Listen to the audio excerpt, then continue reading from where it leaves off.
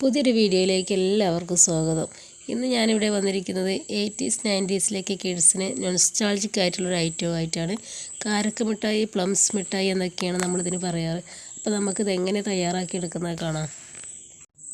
അതിനായി ഞാനൊരു പാത്രത്തിനകത്തേക്ക് 250 ഗ്രാം അളവിൽ മൈദ എടുത്തിട്ടുണ്ട്. ഇനി ഇതിനകത്തേക്ക് നമുക്ക് 2.5 ടേബിൾ സ്പൂൺ സൺഫ്ലവർ ഓയിൽ ചേർത്ത് കൊടുക്കാം. അല്പം ഉപ്പ് കൂടെ ചേർത്ത് കൊടുത്ത് എല്ലാം കൂടെ നന്നായി ഒന്ന് മിക്സ് ചെയ്തെടുക്കാം.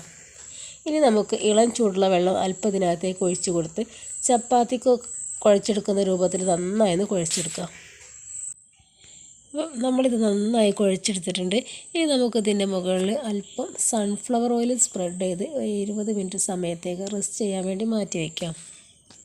20 മിനിറ്റിന് ശേഷം നമ്മുടെ മാവ് നല്ല സോഫ്റ്റായി വന്നിട്ടുണ്ട്. ഇനി നമുക്ക് ഇതിന്ന് അല്പമായി എടുത്ത് ഈ ഒരു ഷേപ്പിലാക്കി എടുക്കണം. അപ്പോൾ ഞാൻ എല്ലാം ഈ ഒരു ഷേപ്പിലാക്കി എടുത്തിട്ടുണ്ട്. ഇനി നമുക്കിത് ഫ്രൈ ചെയ്യണം. ഇനി നമ്മളൊരു പാത്രത്തിനകത്ത് അല്പം വെളിച്ചെണ്ണ ചൂടാവാൻ വേണ്ടി വെച്ചിട്ടുണ്ടായിരുന്നു.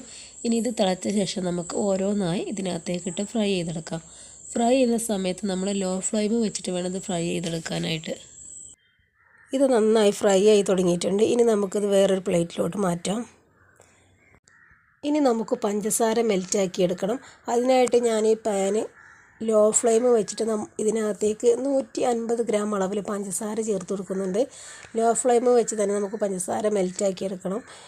പഞ്ചസാര നന്നായി മെൽറ്റായി വരുന്നുണ്ട്. ഇനി നമുക്കിതിനകത്തേക്ക് അല്പം ഫുഡ് കളർ കൂടി ചേർത്ത് കൊടുക്കാം. എന്നിട്ട് നന്നായി ഒന്ന് മിക്സ് ചെയ്തെടുക്കാം. ഇനി നമ്മൾ നേരത്തെ ഫ്രൈ ചെയ്ത് മാറ്റി വെച്ചിരിക്കുന്നത് ഇതിനകത്തേക്ക് ചേർത്ത് കൊടുത്ത് എല്ലാം കൂടി നന്നായി ഒന്ന് മിക്സ് ചെയ്തെടുക്കാം. അപ്പോൾ നമ്മുടെ പ്ലംസ് മിഠായി ഇവിടെ റെഡിയാണ്. ചൂടോടെ തന്നെ ഇത് അടർത്തി മാറ്റി വേറൊരു സെർവിങ് ബൗളിലോട്ട് മാറ്റിയിട്ടുണ്ട്. നിങ്ങൾക്ക് ഈ വീഡിയോ ഇഷ്ടപ്പെട്ടാൽ ലൈക്ക് ചെയ്യാനും ഷെയർ ചെയ്യാനും കമൻറ്റ് ചെയ്യാനും മറക്കല്ലേ. കൂടാതെ സബ്സ്ക്രൈബ് ചെയ്യാത്ത കൂട്ടുകാർ ആരെങ്കിലും ഉണ്ടെങ്കിൽ ഒന്ന് സബ്സ്ക്രൈബ് ചെയ്തേക്കണേ. പുതിയൊരു വീഡിയോയുമായി വീണ്ടും വരാം.